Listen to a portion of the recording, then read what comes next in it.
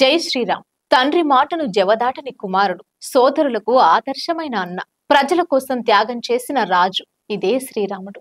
ఆయనే ధర్మానికి ప్రతీక, సత్యానికి రూపం. ఇప్పుడు కోట్లాది భక్తుల ఆరాధ్య దేవుడైన రాఘవేంద్ర స్వామి మఠానికి సమీపంలో శ్రీ సబుదేంద్ర తీర్థ స్వాముల ఆశీస్సులతో 108 అడుగుల శ్రీరామ విగ్రహ నిర్మాణానికి శ్రీకారం చుట్టింది శ్రీరామ్ ఫౌండేషన్. ఈ బృహత్తర కార్యక్రమాన్ని మనమందరం ఆశీర్వదించి మనవంతు సహకారం అందిద్దాం. జై శ్రీరామ్. జై శ్రీరామ్. తండ్రి మాటను జవదాటని కుమారుడు, సోదరులకు ఆదర్శమైన అన్న, ప్రజల కోసం త్యాగం చేసిన రాజు. ఇదే శ్రీరాముడు.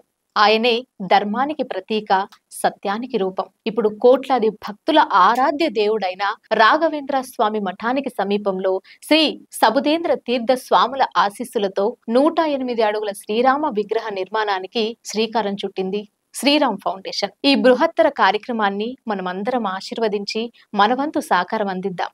జై శ్రీరామ్. జై శ్రీరామ్. తండ్రి మాటను జవదాటని కుమారుడు, సోదరులకు ఆదర్శమైన అన్న, ప్రజల కోసం త్యాగం చేసిన రాజు. ఇదే శ్రీరాముడు.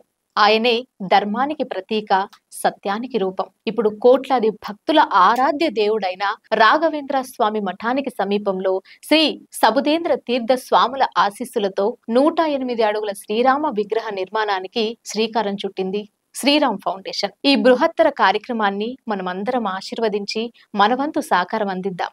జై శ్రీరామ్.